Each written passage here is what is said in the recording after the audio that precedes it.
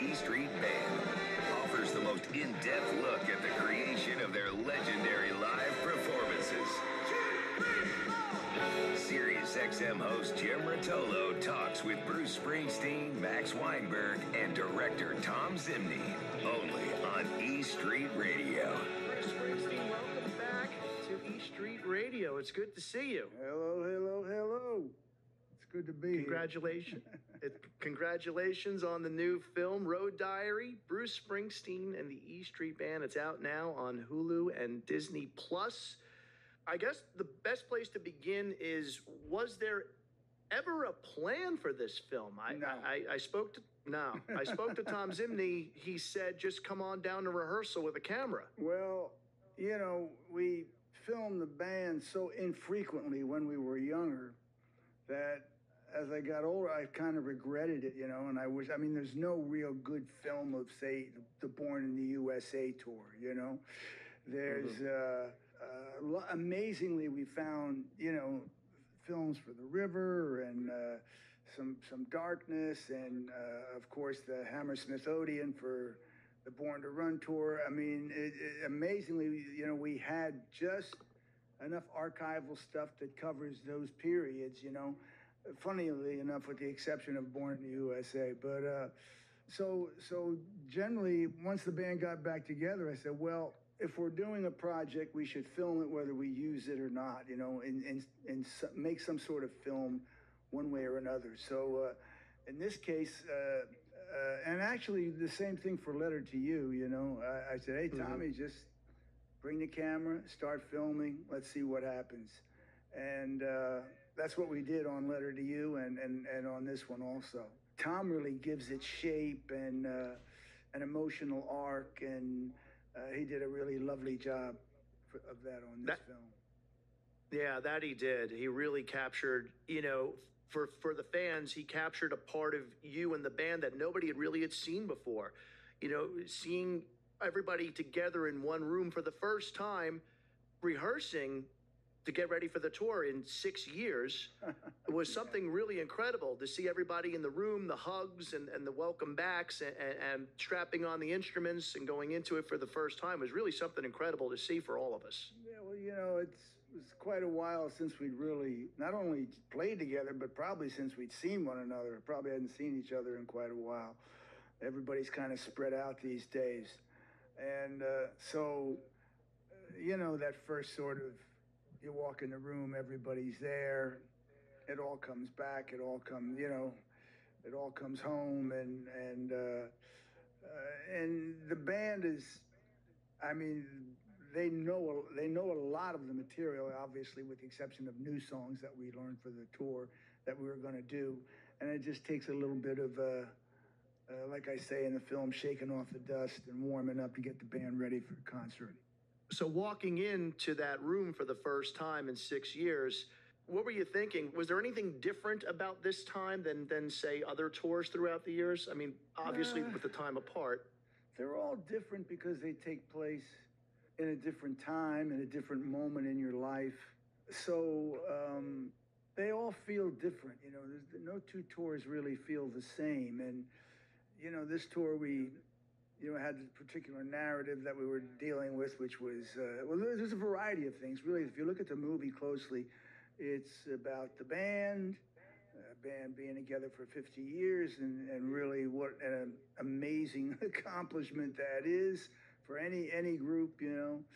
I always say it's the emotional, the arc for most groups is to break up. You know, that's the normal course of affairs, rather than to last 50 years or 40 years. There's a small handful of groups who've managed to do that, you know. But our band is great. We've managed to do that and continue to care for each other in a really warm way. So it's lovely getting back with the guys and girls. This time around, adding more people to the mix, having the horn section again, and also the backup singers and a different percussionist. And like you said, new music to perform for the very first time with the songs from Letter to You and Night Shift as well. Yeah, I like the big band. I enjoy the River tour. We went out with the basic core band, and that's fun too, you know. But the big band, when you need those horns to kick in and voices to kick in, it's fun to have them there.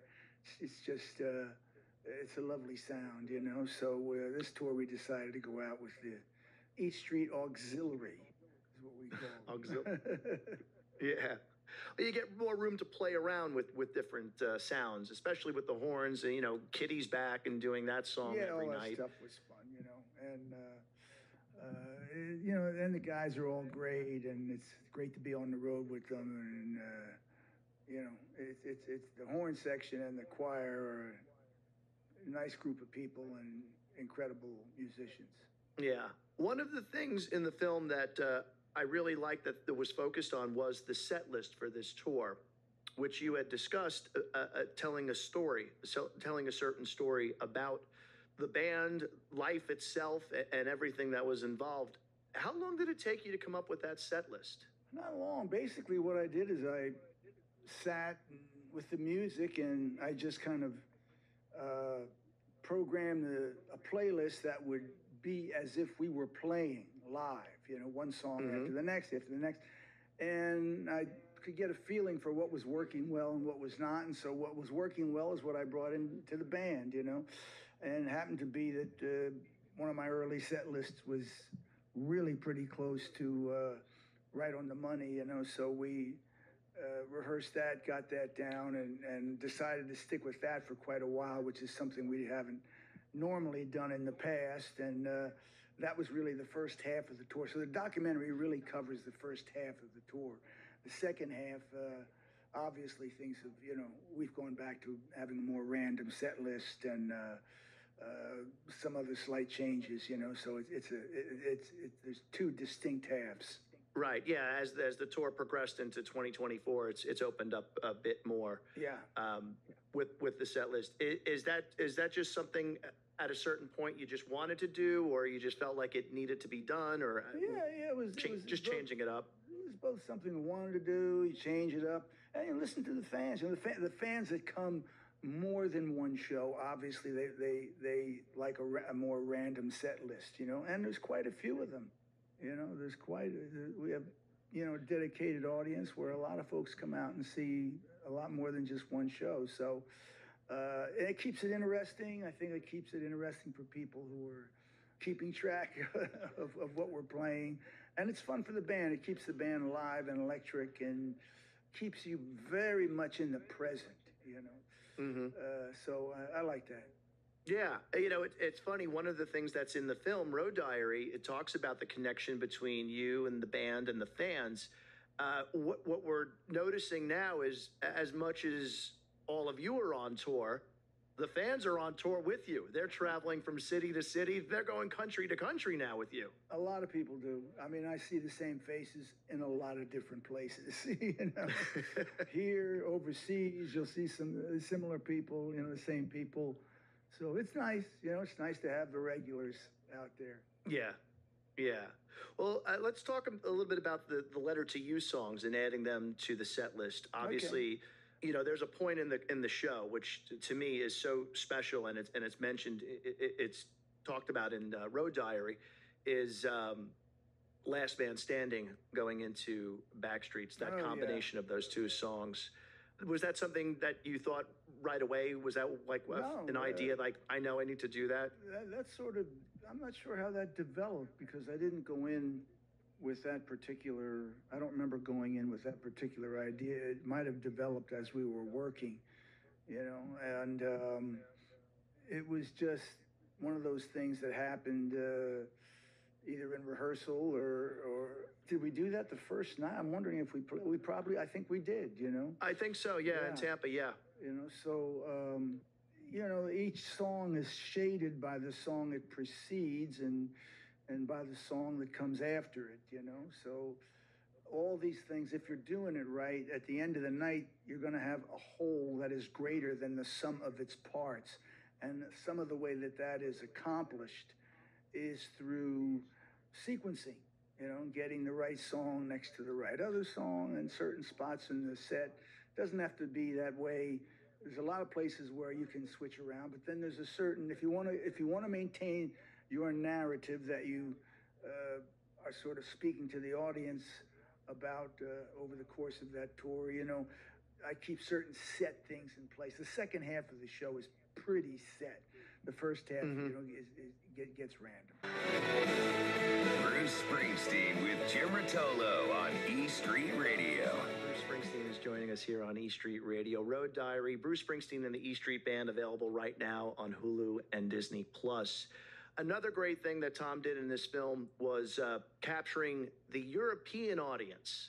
I've been fortunate enough now to see a couple of shows over there, and Anthony talks about the Barcelona show in particular, that you warned him, you prepared him, you said, be ready, we'll get in the gym, Barcelona's coming.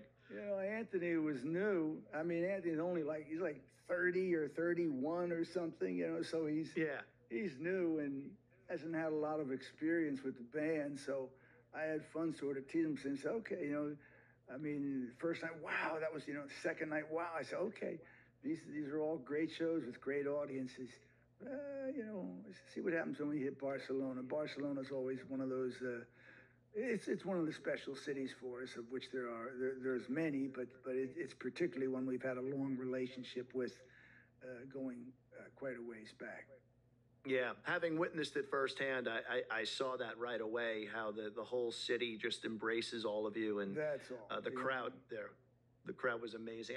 And Tom did a great job capturing all of that. Yeah, he got a nice picture of the European fans and where they're coming from and the dedication they have to the music.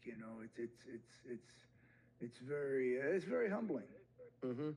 So working with Tom on the film and seeing different footage that he's shown to you throughout, I guess, I don't know how often he would show you things, but as you're seeing all the things that he's shooting through the rehearsals and then on the first night, are you starting to get an idea of what this thing is going to be about? What's this project going to turn into? Or you left that to Tom? Tom will send me 5 minutes, 10 minutes of the film, and I'll just check it out and see what it's about and have a few comments, and he'll go back to the drawing board, but the Letter to You songs, obviously, really, because we didn't get a chance to tour on Letter to You because of COVID, this is kind of the tour that was, that wasn't back in 2020. And so those songs they sort of take the lead on what the new narrative might be for the band, which is sort of, it's a meditation on mortality and, as I say in the film, life and death and everything in between. Right. By the way, we're recording this on October 23rd. Today's the 4th anniversary of the release of Letter to You. I don't know if you knew that or didn't know that. 4 years. That went by rather fast. 4 years flies by, man. Flies by. Yeah. So do you like watching yourself on video, or is that just something that you get used to over time? You don't like it at first at all, and then you get used to it a little bit. And if everything is going where you want it to go, it's fun. It's like making a record and listening to yourself. It's just a variation and further on that. So you get used to it, and it's like anything else. If the film is good, it's fun. If it's not working, it doesn't feel right. Right. There's great moments in the film where Tom went into the archives and pulled all this footage out of you and the band from the 70s and the road stuff, the traveling on the road footage. Had you ever seen any of that? No, man. I don't know where he gets some of that. He gets stuff I've never seen before, and he really knows the archives. He's more or less our archivist when it comes to anything film. And amazingly enough, some film got shot of those times, and so he's good at going in and digging out what's relevant at a certain moment. And so the film is kind of fun because it also works as a little history of the band. It works as a relationship, a film about our fans, a film about, say, the philosophy of what we will go into a tour with, the mechanics of putting together a tour, and what that's like from the first day of rehearsal till the first show. So the film covers a lot of ground. That definitely does. And with the archive footage, it's, you see that bridging the past to the present. Yeah. And even seeing you walking around an empty arena, listening for sound. Oh yeah, I did plenty of that, man. I've walked some miles around these empty arenas. Just to make sure everybody, wherever anyone was sitting, you were getting a great sound. Well, yeah, two things. One, back in that day, the sound technology was not anywhere near as advanced as it is now. I mean, there were huge speakers that were hung, created a huge wall. And now, I mean, if you go to a concert, you have to look hard to see where the speakers are, There's been an amazing advance in technology. But back in the 70s, it took some doing to make sure that the entire arena was covered and that all the seats had optimum sound, So I used to go out there in the afternoon and drive the band crazy because I'd make them keep playing while I covered the entire arena on foot until I was sure it sounded as good as it can on any given evening, That's great. There was another part in the film that I was, I don't know, I wouldn't say it was quite surprised, but there was a point where you had felt that the band was rehearsed enough and getting ready for this tour. And Steve sort of stepped up to say, hey, I'd like to do a little more work with the band. And you graciously said, go ahead, just do what you need to do. Yeah, well, Steve, he's a great arranger, first of all. And, he's got a lot of talents in that area, and he's excellent at horn arranging and listening to the vocals, and he's just really, really great at it. And so it was nice, it was nice because I felt like, hey, we sound good. We're going to sound, great first night out. Steve said, hey, I think we can edge it a little better if I look here a little bit and there a little bit. And that's what he did. And it was kind of it was nice because it was I could come in and just kick the band in, and they were well rehearsed on this song or that song, and it was nice for me.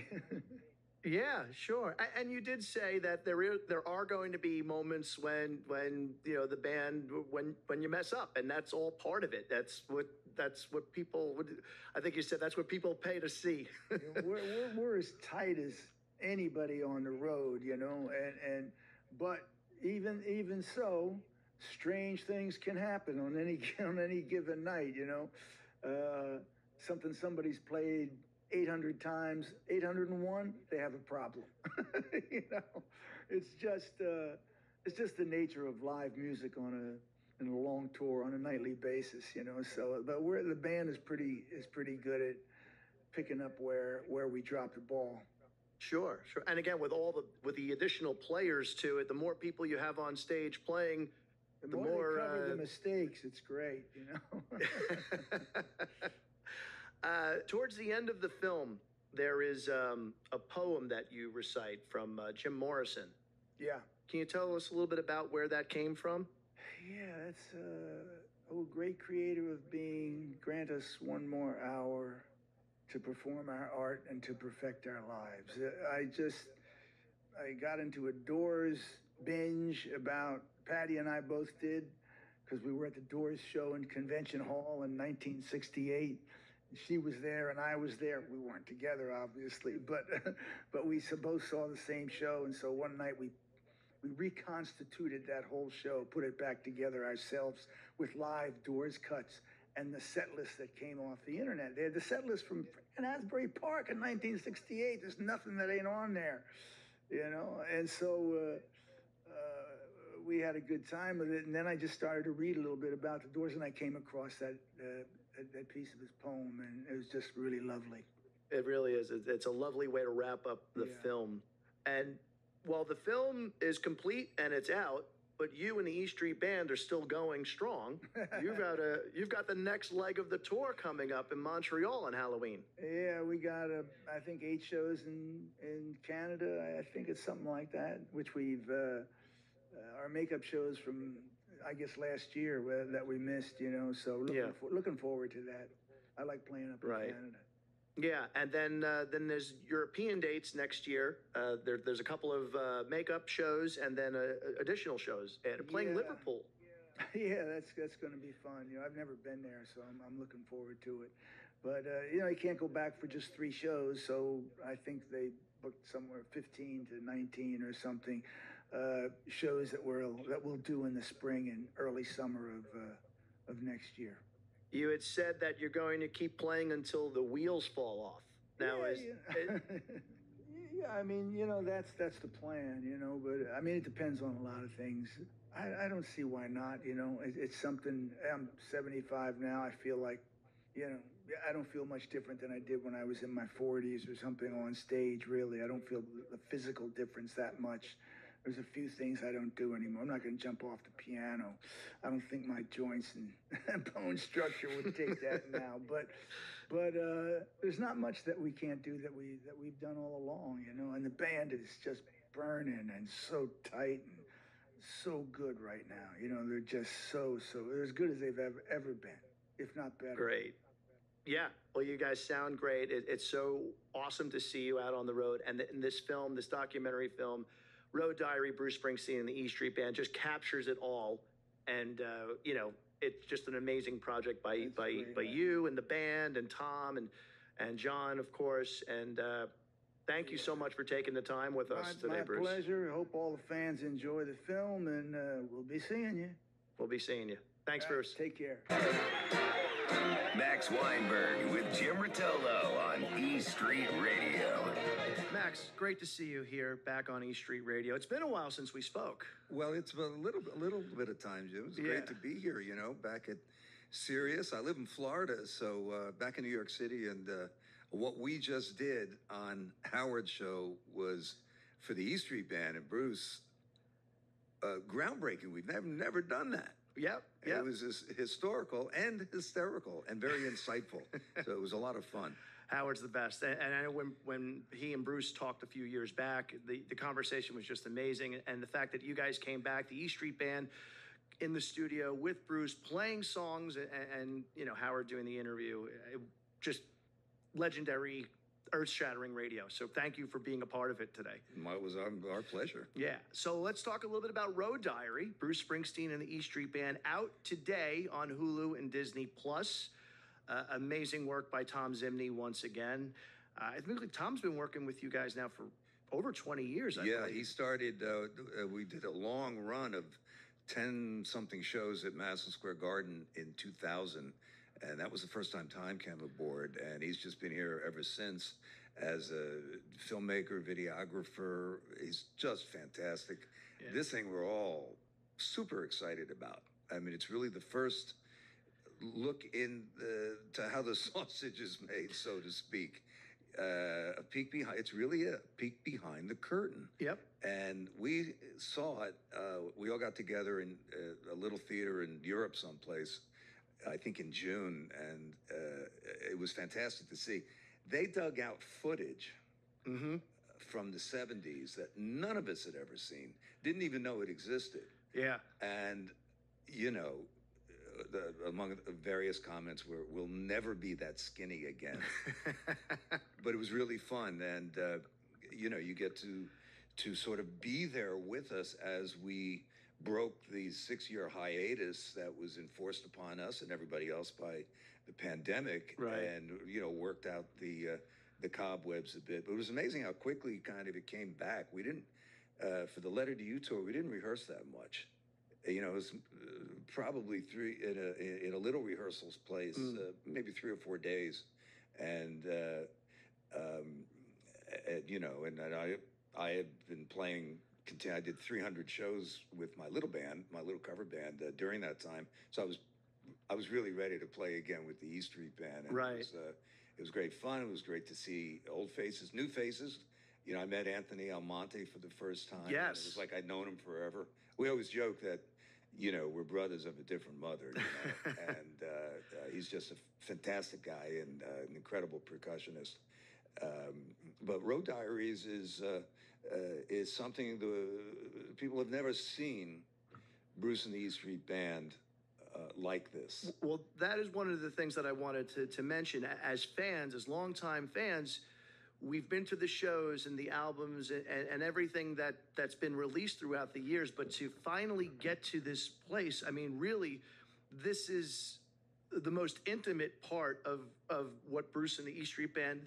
We've never had a peek backstage. We've never seen the pre-show prayer circle. We've never seen any of this. The rehearsals. Maybe if you went to a rehearsal shows back in the day when you guys were doing that, but you know, that meeting and the Vogel in Red Bank, that very first meeting of all of you getting together and the hugs and you haven't seen each other in quite a long time. It's like the first day of school again, you know? It was very much like that. And, you know, we certainly, of course, stayed intact. We did, and in touch with each other. We did the Letter to You record in November of 2019. Yeah. Fully with the expectation of going on tour the next summer. And then we all got hit with what we got hit with. And it is like kind of after summer vacation, you know, seeing your pals and new people. Yep. As I say, new people, you know, people who've been there a lifetime. I mean, it's hard to imagine that you'd be doing something with people you love, respect, enjoy playing music with 50 years later in a rock and roll band. But this is, you know, people have asked me, is it a concert movie? It has that, but it's more than that. It really is, as I say, a peek behind the curtain, the stuff you never see, Right. Or hear. You know, you may hear about it, and you know, we just kind of come in, do our business, and blow out of town. But this breaks it down for the people who would be interested in that kind of thing. Right, right. Bruce talked about in the film shaking off the rust of playing again after not being together and playing as a band in 6 years. One of the things I remember, you and I talked during the pandemic, and you said just to keep your chops going, you were in the garage playing along to like your rock songs from the 60s and 70s. So you were, you know, as a drummer, you said you have to keep in shape. You have to keep that going. In life, generally, whatever you do, you have to do it. And, you know, Tom Brady has a great expression that I learned from my trainer down in Florida, whose name is Giovanni Roselli. If you stay ready, you never have to get ready. True. And particularly in my own case, drumming at the age of 73, I just never stopped. And when you couldn't play with people, I did set up a drum set, the same set I use on stage with Bruce, and played to just what I did when I was 10, 12 years old. Played to Beatle records and Stone records, some of our records. And in the garage, it sounds like you're playing in a gymnasium. So the sound was great. And that kept me going, you know, and it keeps you work up a sweat. But you have to keep at it. You can't stop. If you stop, you want to get there before the rust develops. Right. And because sometimes if the rust really calcifies, then it's really hard. One of the things we really focused on was if you look at our concerts through the years, like in the 70s, we set up, we were just like we did today, we were all commenting about how, you know, we're 2 feet from each other. And in the 70s, that's what we were. So that creates an intimacy among the band and a tightness that when you start playing the bigger shows, bigger venues, you gain something, but you also lose that, you know, you're 45 feet away from somebody. Right. So it's a little different. This was a fabulous experience. You have to kind of tone it down. And one of the things we really concentrated on when we first got back together, I made a study of just generally the tempos at which we played songs. And the beauty of Bruce's songs is they work at any tempo, even a fast song played slow. But it was important to keep the tempos up, like we did in the 70s. Yeah. Not maybe so fast, but to keep the tempos up, it makes you work harder. you're immediately drenched in sweat, and it's sort of like you can fall into, well, you're in your 70s, how do you play? And to keep it exciting, you want to capture that youthful spirit. So it was something that we didn't have to work on it very much. You just had to be aware of it. And it just, it took a couple of live shows to okay, now this is what it's like. Because it takes everything you have. Right. I mean, when we all leave the stage, you have nothing left. Well, there is part of the film Road Diary where the rehearsals, you had mentioned that you as a band, as the E Street Band, you were playing a little too slow for a rock band, and so you said it took a few shows to kind of find that place again, or Well, no. We had right during rehearsal, we just adjusted everything to where you can't come. You don't want to play it in a loping fashion. Mm-hmm. You need to, and this is. I mean, I've made a real study of this over the last 40 years or so of the tempo at which you play songs. It's got to be comfortable for the singer as a drummer. Right. The drummer is responsible for, in any band, whether it's me or anybody else, for establishing that and keeping it and keeping the energy up. And if you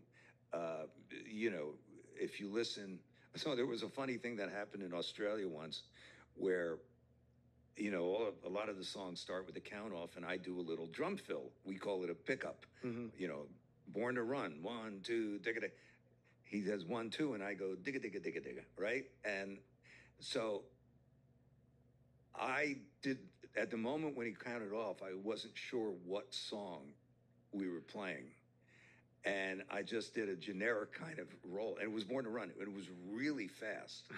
And it was, it was in Sydney, Australia. And I saw Bruce after the show in the bar, and he said, so what was going on with Born to Run, right? So and I said, I just played the wrong tempo with the wrong song. It was super fast. And the audience loved it. The sort of online, people were coming up to me and saying, that was fantastic. It sounded like the 70s. It was dramatically faster than we had been playing it. Mm-hmm. A little too fast. It was the wrong song.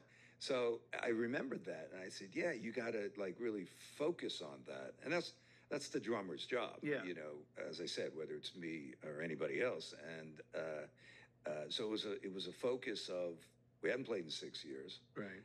Let's really address this. And we did. And the first couple of shows, it wasn't about that. It's really about the assault on your physical being that doing that takes, where it's unreal to maintain that. Well, for example, it was funny. I was lucky and I saw Taylor Swift's show 3 days ago in Miami in the rain, pouring rain.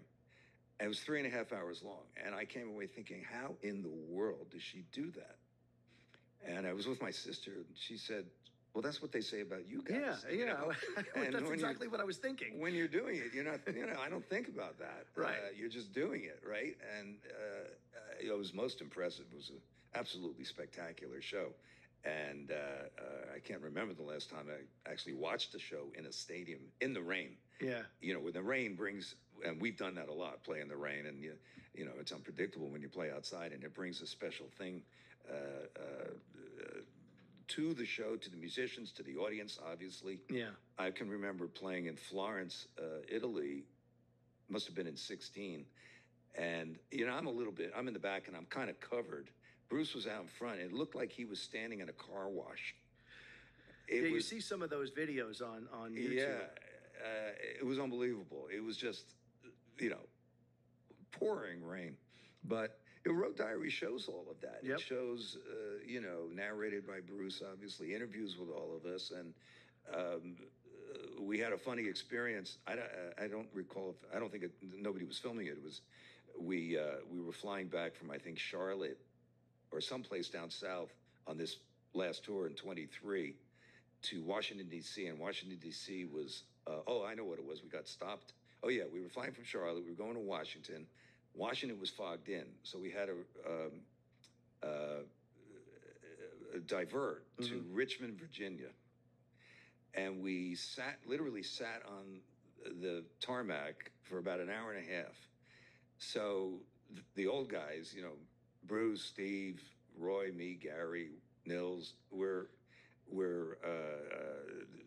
gathered in the middle of the plane, and all the old stories come out, and we're finishing each other's punchlines. Right. And because we experienced the same thing, and this is when we were together, you know, 24/7 in the early days, and we don't have to finish the stories because everybody knows, you know, the time we were running across the parking lot in Dallas, and it was raining, and we're getting into a Holiday Inn or something, and I didn't see a guy wire stretched across the ground, and I went down like a ton of bricks. Oh, wow. Those types of stories. Yeah. So Road Diary is about that kind of experience, you know, growing up within the E Street Band. On the road all that time. On the road, and, you know, where they got these videos, you know, and there's more. I mean, I did an event with Tom Zimney for the Bruce Springsteen Archives, and Center for Americana Music at Monmouth University about 3 weeks ago, and he brought out footage. You know, he made it special for that event, Right. and it was a one-on-one. And I turn around and I'm looking at this stuff when I'm, you know, 24 years old, and it was so much better than I thought it was at the time, you know. And there's also this stuff, you know, not so much, but in the various forms of transportation that we took. Yes, the cars, or you had the bus too, with that Stephen was talking about, with the army cots kind of chained to the wall. Yeah, and we all strapped those.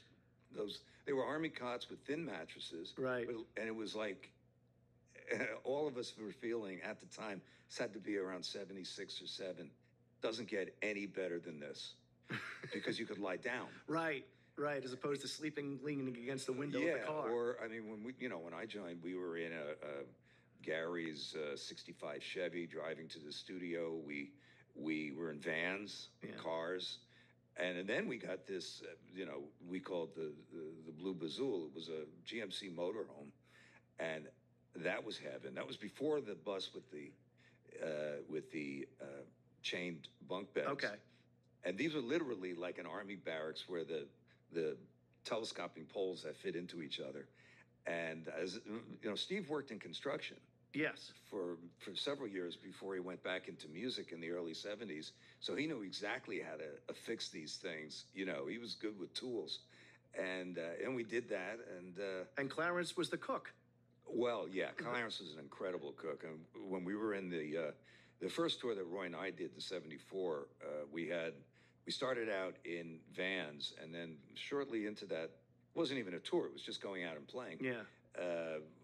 We got the motorhome, and Clarence would cook. Clarence was an amazing cook generally, but it was always breakfast, and we didn't stay in hotels, we stayed in the bus.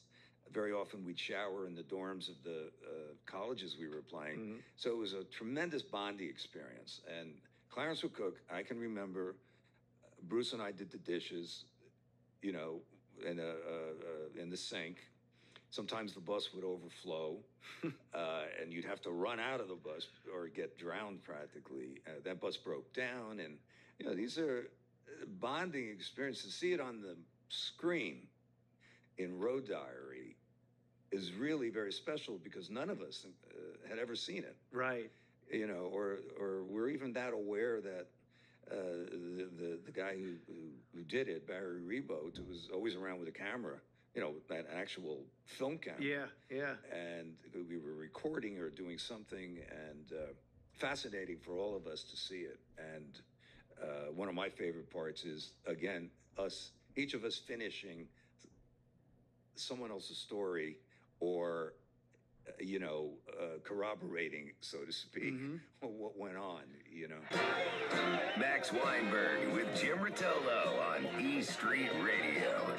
Max, one of the things that was pointed out that Tom did so well in this film, in Road Diary, is we've always known the conversation that you have with Bruce on stage. You're constantly watching him, and you're waiting for signals. That's as your job as the drummer. That's what you've been doing since the minute you joined the E Street Band.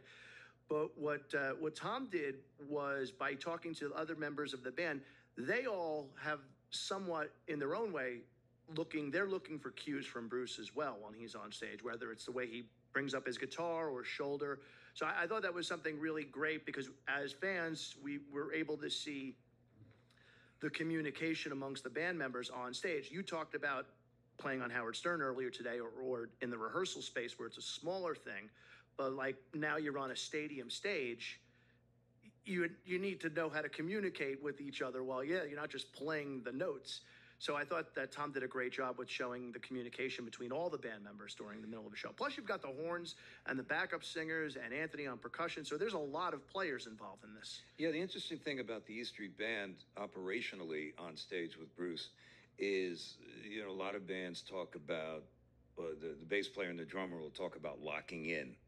And so if you can picture a chessboard where all the pieces are sort of spread out randomly, that's generally how bands work. Our band is like a flying wedge with Bruce at the point.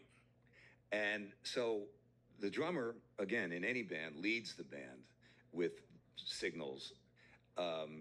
If you don't, it makes it harder on whoever is singing, whether it's, we're certainly watching for, not so much watching for what Bruce is doing, but what he might do.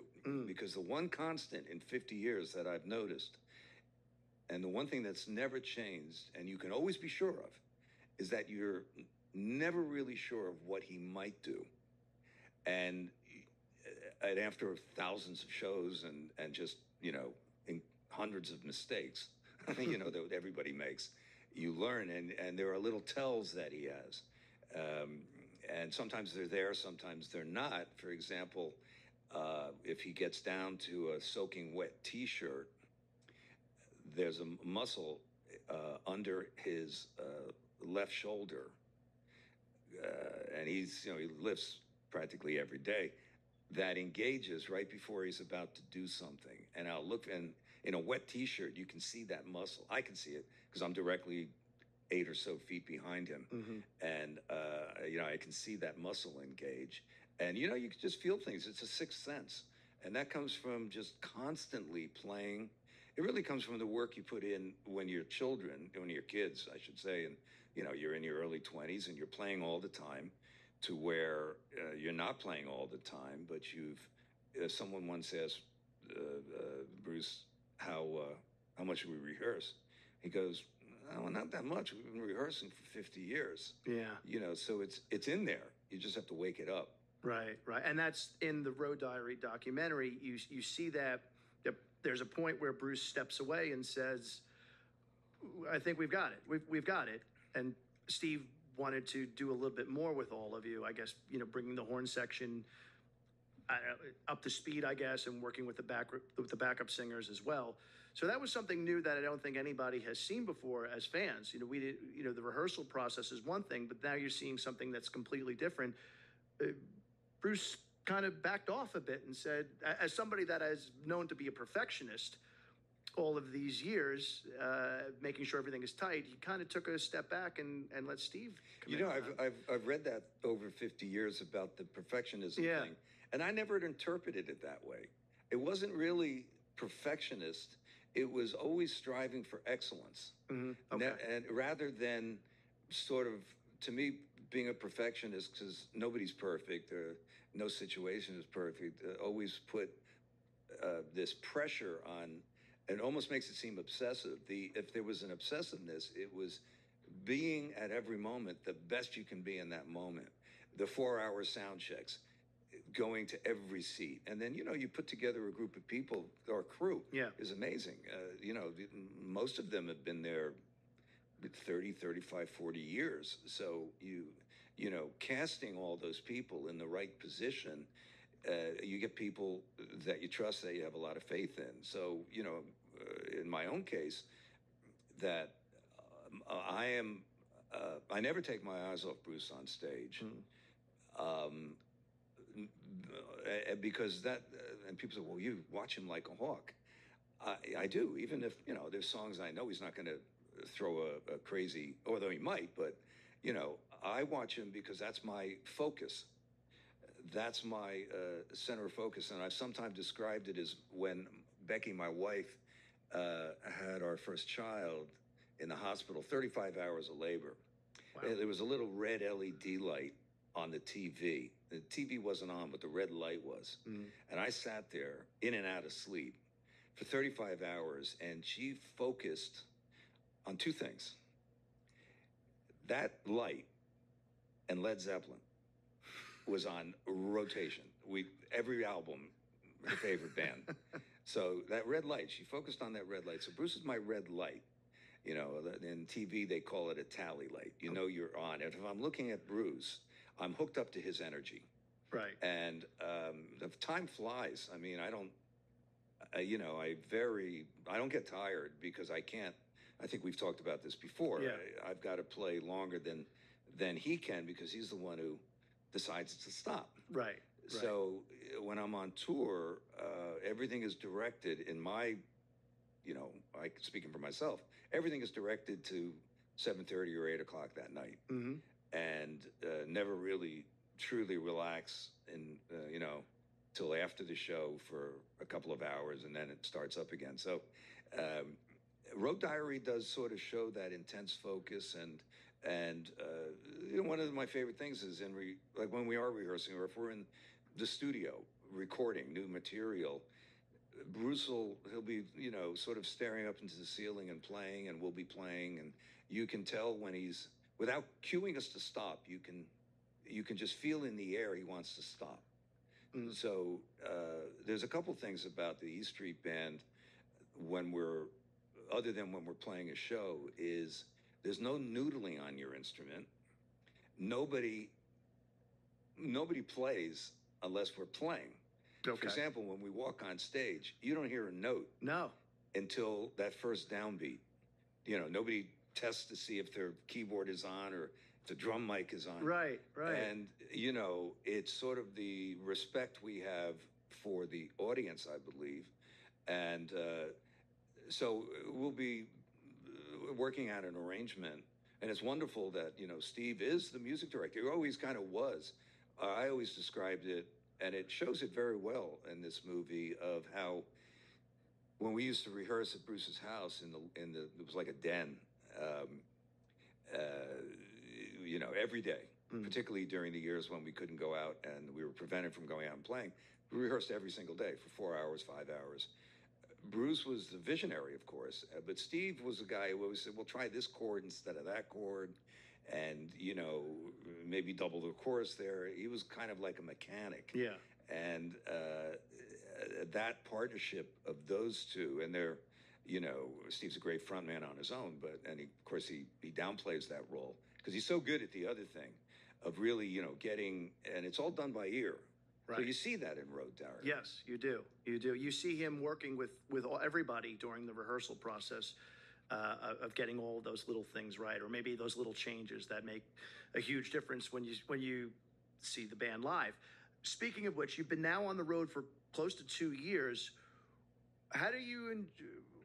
Actually, what I should say is, how does it feel to play the new songs from Letter to You? Because you didn't get a chance to go out and tour behind that because of the pandemic. So being out there finally and playing the Letter to You and all the other songs, how does that feel to get out there and finally give them that live feel? Well, again, I've been playing those songs in my garage. Yeah. I call it music -1. So you take the drums out and you play to the, just everybody else. So by the time we actually played it, I couldn't wait to play Ghosts in concert. Okay. That's one of my favorite songs to play. And so, by the time we played it, we had done like literally 5 or 6 rehearsals in a small place. Then we went to a really small sort of hockey arena in Trenton, New Jersey for about 3 days. And then we went to Tampa to open the show in February of 23 for, I think, two nights, and then we played. Okay. 2 nights of sort of just sound checking and getting used to the space, the big stage again. But the interesting thing, and I think Road Diary shows it, but If you were suddenly dropped onto the stage from above as a spectator, you would be amazed at how relaxed it is. It's incredible how relaxed it is. Just wasn't what was like that in the beginning 35, 40 years ago. Right. It was a little more frantic, but it's a real happy, warm, relaxed place. And I'm not just paying lip service to that. It's like no drama. It's just get up there, give 1,000%, exhaust yourself. Don't leave anything on the stage when you leave, and get up and do it again a couple days later. It's a privilege. Last question: What's made this tour different than all the other tours from throughout the years? That's a great question. For me, I guess when I'm asked that question, like you just did, it's just the miracle that it is that we're still doing it, and incredibly.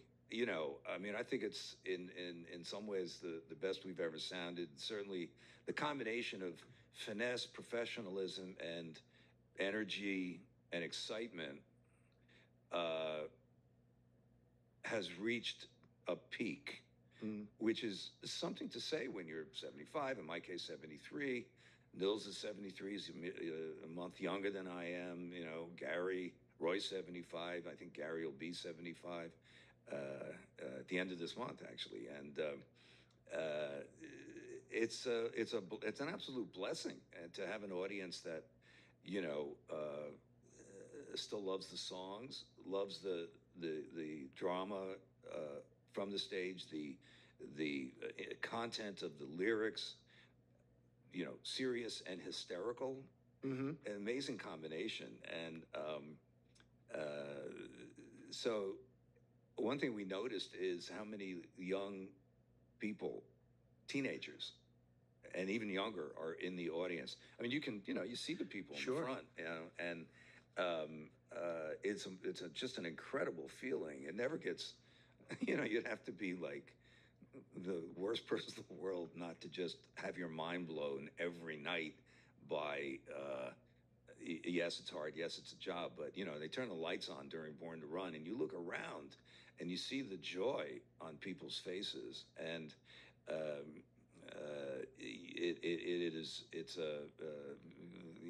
my family would call it a mitzvah to be able to do that, for people, and enjoy yourself, and essentially do, what you did when you were a kid.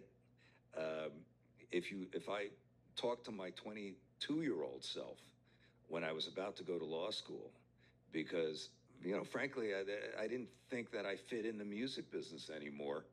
The kind of music I wanted to play, nobody was playing. I wanted to play essentially Chuck Berry, Little Richard, rock and roll, that I got to through the Beatles. Right. Elvis was big in my house because of my two quite older sisters.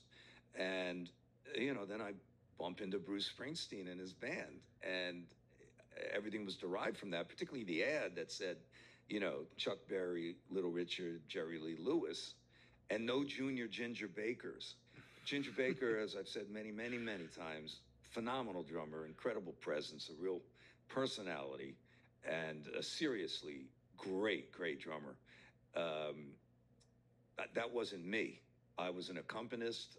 I had the thing that I did, which in the early 70s seemed to kind of, go out of favor. Just kind of, Charlie Watts type drummer. Right. I've seen ads like that.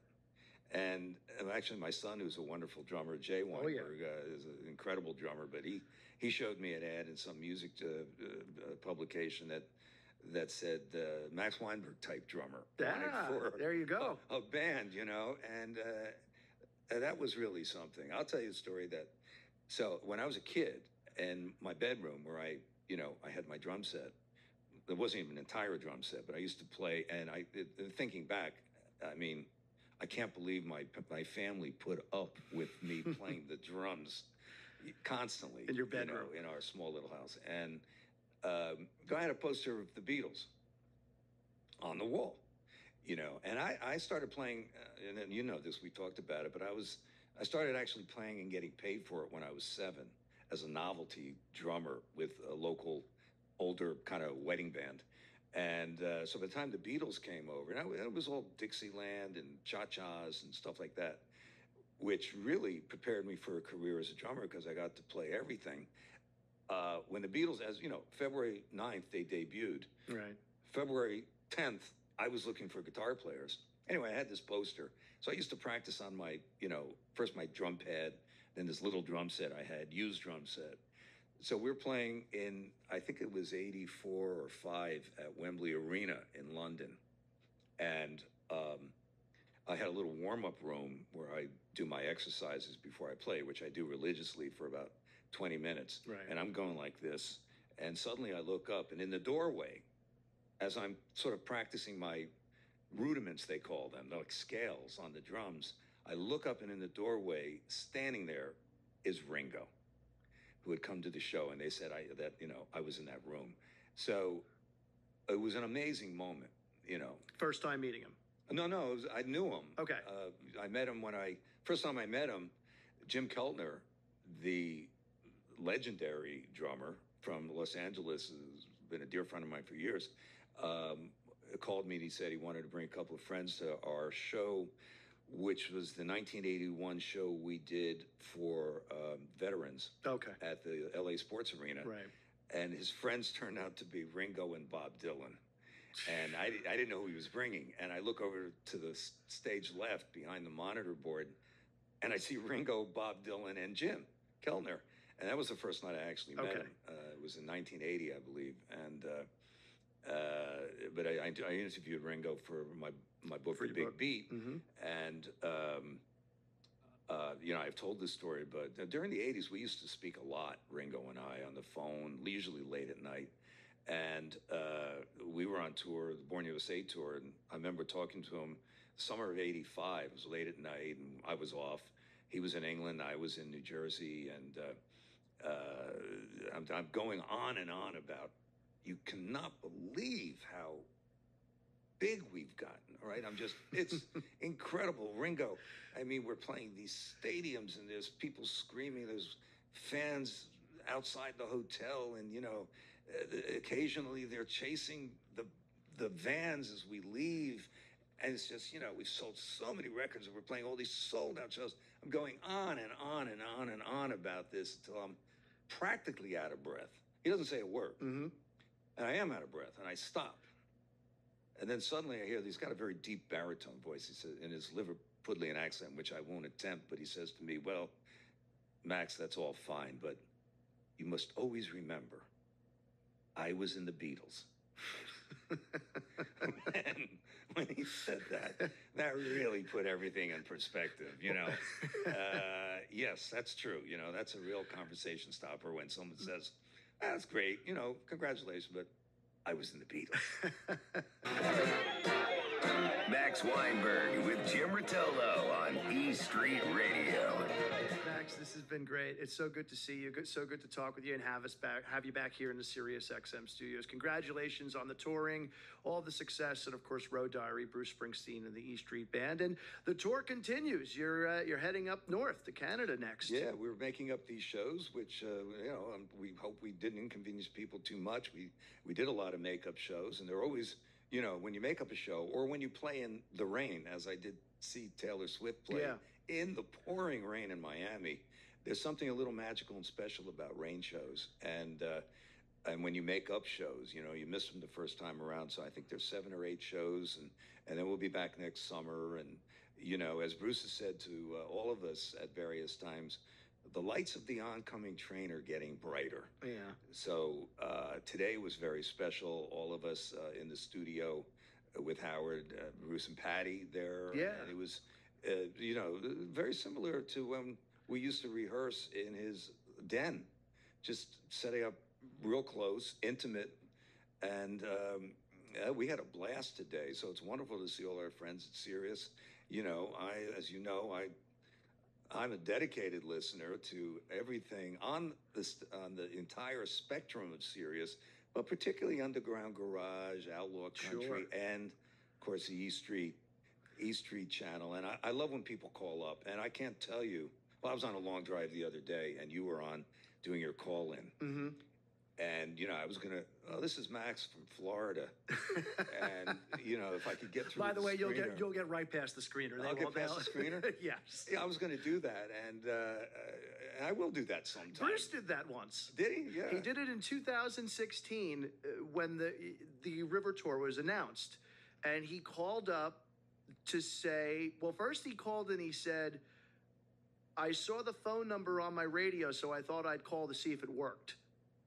And then next thing you know, he said, yeah, well, I want to talk about my tour that was coming.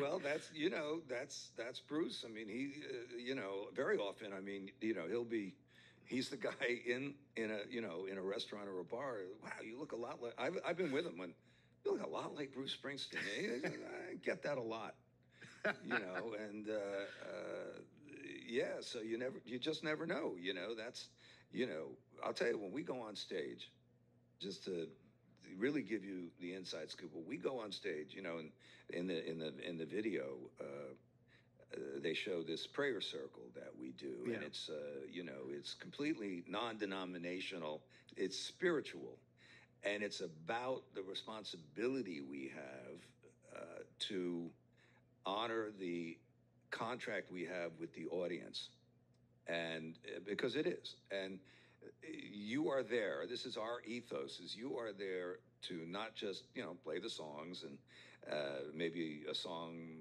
you've played 1,000 times or more, but to play it as if it's the first time, because there's somebody out there, maybe in 70,000 people, there's someone out there who's seeing this aggregation of people for the first time, and they deserve to see your best. And it's about honoring that code that we have. And when you've grown up in that code, like the veterans of the band, I guess you could say, who've been around 50 years, in Gary's case 56 years or something, Gary Talent, you internalize that. And it's real interesting to talk about it, because we never do these types of things unless I happen to see you, or but it's if you're seeing us that night, you're seeing us at our best. And there's never ever sort of well, it's another show, it could be the 100th show, but it's as fresh to us. It really is, because that's the only way to get through it. Right. Is as if it's your first time. And I saw Bruce do an interview the other day. I listened to it, where someone asked him, "Do you get nervous?" And it's not. You don't get nervous because you know what you're doing, but you get this heightened sense of reality, and you start to like buzz, and it energizes you. And you may not have slept the night before. You may be sick, and I mean, he has been really. When he had this stomach issue, I don't know how he played like that for 3 weeks before he did something about it. And I could see when he turned around in the sort of darkness, the anguish, and it's really the trooper in him. The show must go on. And it was undiagnosed at the time, so we thought, it's just a bad stomach ache. It wouldn't go away. And the last couple nights at MetLife Stadium, I still call it Giant Stadium. Yeah. MetLife Stadium was, I know. He'd come back to his water and his stuff is next to my left leg, and you can see when someone's in pain, and he just powered through it. And nobody knew. We were at those shows, and he sounded great. I mean, I didn't. It wasn't until after the fact somebody might have pointed out here or there that they saw him kind of like wince a little bit at some point, but I didn't think there was anything different about those shows than any other show. No, not from, you wouldn't have. Yeah. I mean, I didn't, I had no idea he was in that kind of pain. Yeah. And, except I could tell when he came back and the spotlight was off that he was grimacing, like he was in a lot of pain. We had this event in Marseille, we were doing a sound check, and he'd gotten a cold because we played in the rain. And it, you know, how colds move around your body. It could be in your head, it could be in your stomach, your back, lodged in his throat. Yeah. And we started to do a little sound check of Lonesome Day, and he couldn't get 2 words out. There were 65,000 people waiting outside. In the 50 years, that's never happened where, you know, he just couldn't sing. It just grabbed his throat. So, you know, it's, you want to be at your best. And, you know, we went next to Prague, and all the people who were in Marseille were also, not all, but a lot. So, you know, we had a couple days off, and I met hundreds of people. There was a bridge in Prague going from the new part of Prague to the old part of Prague, Old Town. And it was a beautiful afternoon. I was just sitting on the bridge, and people were coming up to me, and I probably stayed there for 5 hours just talking to people who had come from New Zealand and Australia and Japan to Marseille. And it was a wonderful opportunity to meet people and, you know, tell some stories and have them tell me their stories. So, you know, so you kind of try to turn lemons into lemonade, you know, I guess is the expression. To your point about somebody seeing Bruce and the E Street Band for the very first time, Tom Zimney did an amazing job taking different images of people throughout the crowd. And there's one, I believe you're playing The Rising, and there's a shot of this little girl. And like, I get goosebumps thinking about it, because this girl was mesmerized at what she saw. Like, she's this big, she's got her hands over the rail, and her eyes are wide as saucers. And she's just looking at, what am I seeing here? And I just have to I'm going to interview Tom later on today. I want to give him credit for that. But that, to your point, that's probably her first time being at that show. Yeah, that'll be a memory she'll carry the rest of her life. And one of my favorite parts of the show is I feel like, you know, on a hockey team, the goalie always goes out first. Yes. If you notice, on the ice. My son Jay was a terrific goalie when he was a kid. He actually still plays. Always up first on the ice. So, you know, I'm all business up there. So Roy walks out, I walk out, I'm up on the drums, and I see everybody walk out. And I kind of nod to the audience, but I get up there and I get set, take a sip of water. I put a little water on my fingers to get them, you know, it's like a rosin bag, a pitcher we'd use. And one of my favorite parts of the show, it's not even part of the show, but it's when Bruce finally walks up, and I just sort of take my in-ear monitors out for a second, because you hear this roar, and it's like the legendary Matador entering the ring, or Frank Sinatra walking on stage. And it's this recognition of, oh my God, there he is. That's him in the flesh. Yeah. You know, and it happens every night. Right after Steven's hat. You're right after Steve's hat, he bows and he takes off his pirate hat and his Three Musketeer hat. And, you know, Bruce walks up there, and as John says in the movie, you know, is a man who knows who he is. And I know exactly what he means, because Tom Zimney did the great movie on Elvis, Searcher. And Bruce is a searcher. He's a seeker. He's a seeker of truth. He's a seeker of what's real. You know, I want to know if love is real. And I'll tell you, for me, you know, at 23, I was living home. I was going to college in New Jersey, Seton Hall University. I was playing in the Broadway show Godspell, and meeting Bruce and Clarence and Gary and Danny, and then Roy got in the band. That was the first version and it was actually the first time it was called the E Street Band, was September 20th or 21st, 1974, that it was billed as the Bruce and the E Street Band. And bumping into Bruce and his cohorts at the time was sort of like, and everybody has this experience. I can't believe, it's like the Smothers Brothers used to have this funny song about falling into a vat of chocolate. And I'm a chocolate lover, so it was like falling into a vat of chocolate. And I remember the first rehearsal when I was introduced to Anthony, and like, you know, he's he's younger, way younger than my son, so he could be my son. And he's like, I can't believe I'm doing this, And he played in Steve's band, excellent band. And I said, well, Anthony, whatever you've done in your life, and he was a Wall Street financial analyst as well. Wow. A brilliant guy, and played football. I said, whatever you've done in your life, and he was 28, has led you to this place. So banish all thoughts of, what am I doing here? Do I deserve this? I said, whatever you did, like the rest of us, whatever you did brought you to be within Bruce Springsteen's orbit. And every single person on that stage, for however long they've been in that orbit, whatever they did brought them there. I felt like, by the time I met Bruce and the band, and it was Clarence, Gary, and Danny, I've been playing drums for 17 years and saved my life. Joining the East Street Band certainly saved my musical life, because I was about to go to law school, and I'm glad I didn't, because I wanted to play Chuck Berry type rock and roll. I tell you, I love, to me, and when I was in school, I know we're digressing here, but when I was in school, I first heard the Doors, I thought that was jazz. I was like meat and potatoes, give me that backbeat. Yeah.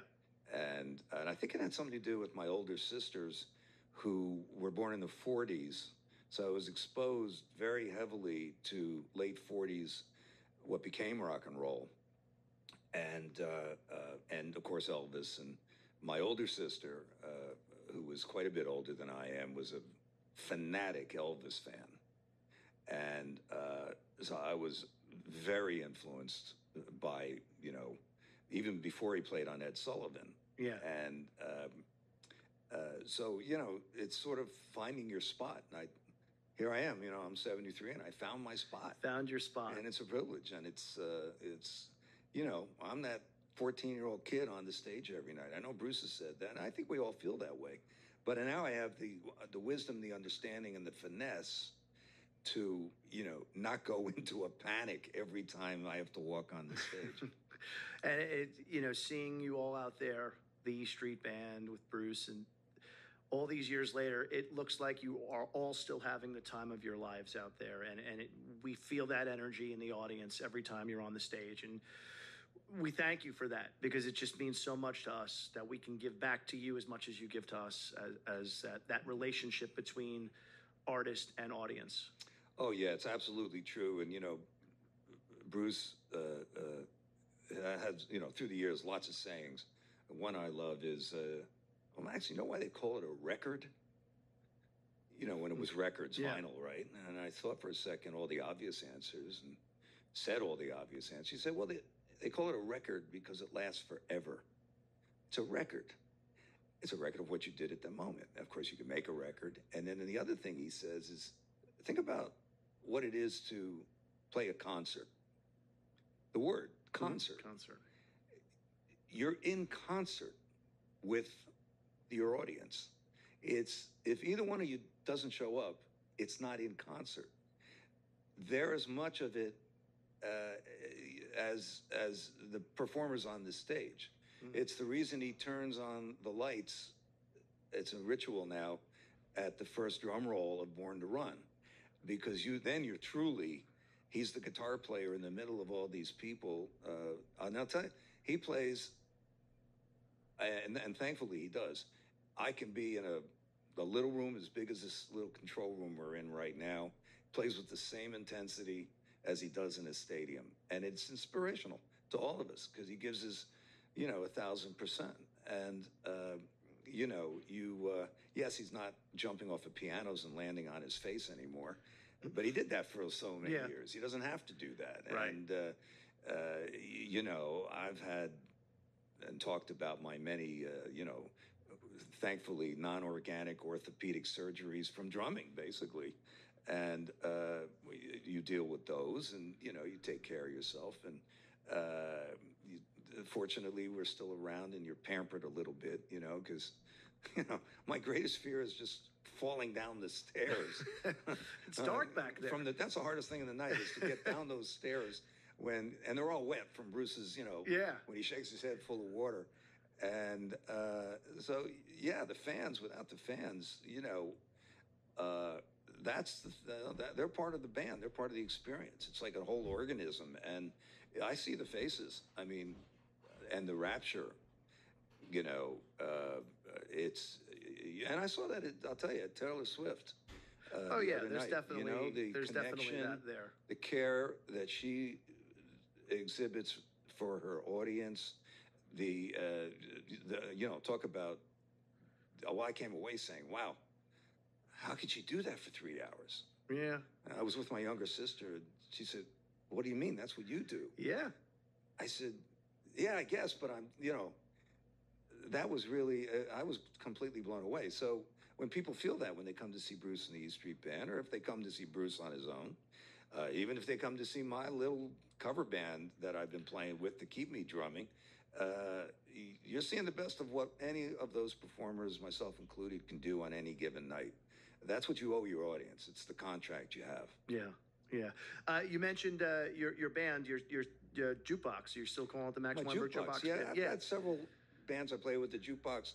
Mostly, it's all my favorite songs and people's favorite songs from 60s, 70s, 80s. That's why it's called the jukebox. Yeah, it's a lot of fun. The audience picks the songs. It's a lot of fun. I've been to your show, and you've got a great band that plays with you. And the really cool thing about it, for people that don't know, is the audience picks the songs. So there's a whole list of, I guess you have like video screens. It's a revolving video screen of about 200 songs, and you know every one if you've listened to rock radio, particularly top 40 from the 60s or 70s. And I don't know what they're going to pick. And the band is great. I tell stories.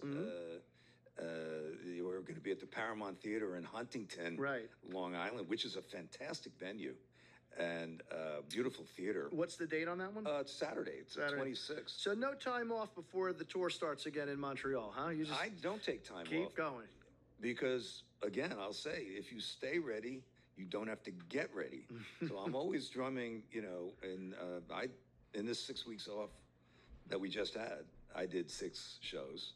Yeah. And, I often say, got to go back on the road to get some relaxation. Because all I have to focus on is drumming for Bruce and giving him what he needs. Right. Thank you, Max. Thanks for coming today. Congratulations on the performance on Howard Stern, which, by the way, you can find on the Sirius XM app, and where you'll find this conversation as well. And it's just great to see you, Max. And once again, Road Diary, Bruce Springsteen and the E Street Band, Hulu and Disney Plus, out now. And we'll be seeing you on the road, Max. Thank you. You'll be seeing us. Thanks a lot, Jim. Tom Zimney with Jim Rotolo on E Street Radio. About having that access is having access to the archives and all of the great footage that you were able to add into the documentary. Danny and Clarence, that interview footage, and then going all the way back to the 70s and that on the road that they're in that a trailer, whatever they're in at the mobile home kind of thing. The beauty of the archive is that it's a strong, powerful tool to dip back into this time machine that's memory.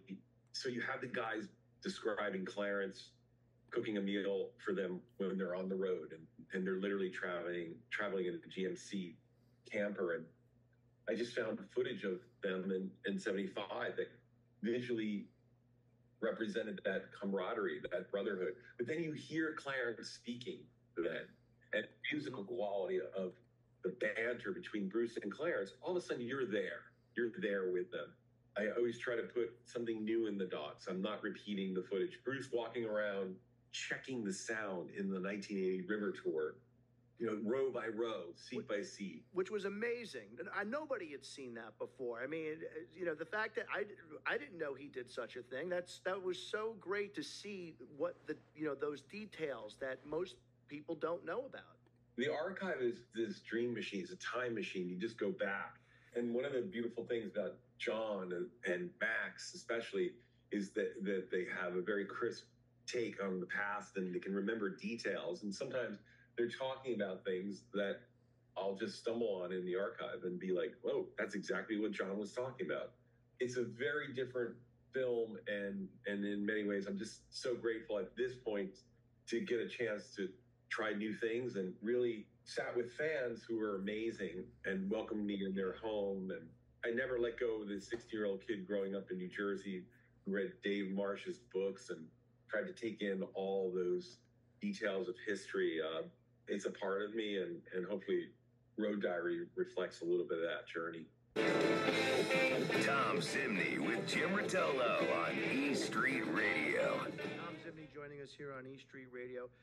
You had mentioned the connection with the fans, and what I thought you did so brilliantly was over in Europe, which is, you know, where the documentary kind of, you know, changes to the next story, which Anthony kind of says, "Oh, wait for Barcelona." And I was at that show in Barcelona, and I remember seeing everything that you captured. All of that footage is exactly what I saw, and I was absolutely blown away by what I had seen. I've told the story on E Street Radio. I remember landing. It was an overnight flight. I remember landing and literally getting into the airport. All you heard was Bruce Springsteen music. The whole city was consumed with Bruce Springsteen and the E Street Band. Every store, every restaurant, every hotel lobby. We were at a rooftop I was on. It's just, that's it. You know, and these fans they are into it 150%. They are, and it was a great, you know, I thank Chris Phillips because he connected me with a lot of different fans, and I talked to a lot of people, and it was great to tap into a community. Some of the people I recognized from the pit, some of the people were new friends, but they all gave me time in a real way where the film gets to share their connection to the community of fans, to Bruce's music, and a little bit of history. So I wanted to tap into the fan base, but I also shot it in a way with my cinematographers in this way that really focused on the eyes, because in the pit you see, and in the seats you see again and again somebody looking across to the stage, and there's something going on. You read in their eyes. So I wanted the film to have that, and I wanted the film to try to convey that magical transformation that happens, so that, you know, sometimes in the middle of the concert, you're not sure exactly the reason why, but something has changed in you. And the next day you think about it. You leave that show in such an exhausted, happy state, but also it contains, the film in some ways was trying to mirror Bruce's live show. And in that contains a lot of different feelings. The live show would be funny. There'd be moments of pure rock and roll and moments of pure sadness and reflection. I wanted Road Diary to stand in the shadow of the emotional arc of the live show. And I have watched it now a couple of times with audiences, and there is that quiet by the end of the film that brings me back to the live show, where people have been laughing and enjoying and rocking out, and then all of a sudden this quiet comes, and there's Bruce alone on this stage with a guitar, singing "See You in My Dreams." For me as a filmmaker, that's a full circle. I watched Bruce record that. I filmed that. I watched John Landau cry during the playback. I've used that song in my life many times as a reference point to try to understand the power and some of the pain of life. So to have it in the film towards the end is a great blessing, because it's a track that I think really is one of Bruce's most beautifully written songs. And this film ended, I guess what I'm trying to say, this film ended up being very emotional. I've witnessed that now with crowds, because we had a great screening in London, a screening in New York that you were at, and just recently the screening in LA. You were talking about the fan footage for the cameras panning throughout the audience and capturing individual people, and the eyes. You hit it exactly on the head, Tom. There is a shot that I couldn't wait to tell you, to mention to you. That little girl on the railing. I get chills when that girl's life was changed at that show. You could tell by looking in her eyes that day. Just seeing what she's seeing. It's unbelievable. It's an unbelievable shot. And what we're talking about, just for anyone who hasn't seen it yet, but There's a montage towards the end of the film, which talks about the very big roller coaster buildup that the show has. And in The Rising, I believe it's The Rising, she's at the railing. Yeah. And it's the girl, I would say 9-10 years old. And her expression and her eyes are taking in this moment. And you feel like she's never going to be the same. She's so caught up with the emotion of the lyrics. She's so caught up of the spectacle of real emotions and performance and energy of Bruce and the band live. She has been referenced the most to me from every screening. Someone comes up to me and says, that girl during The Rising. I find that's a really satisfying moment in the film for me as a filmmaker, because I've witnessed that again and again in the live shows, in the pit. I've been that kid at 18, but it's never been able to be explored in the films yet. And I really got close to that. To me is the fascinating part of Bruce's conversation with his fans, is that magical moment that I can't really put into words, where things are never the same. You've gone to a Bruce show and suddenly like life feels different. Your connection to the music is different. And it's this powerful force of all the things that life throw at you. It's a grounding place. And that little girl has been referenced so many times as a key moment for people. And I think it's because they see themselves in that moment, and they also are feeling so much that she gives you a gateway to hang on to. She gives you an anchor to hang on to, because it defines an emotional state inside. Her face is amazing. Tom Simney with Jim Rotolo on E Street Radio. You know, I watched it again this morning, Road Diary, and again, this is one of those films you have to watch more than once, because there's just so much, like all these details, all these different levels of where this film goes, from all the different things we discussed, from the fan interaction to the rehearsal process to the historic footage to the set list and everything in between. Hearing the new band, the additional band members talking about their stories and their input into the music, like even Charlie Giordano, and paying tribute to Danny by putting his own thing but not taking over the part of that.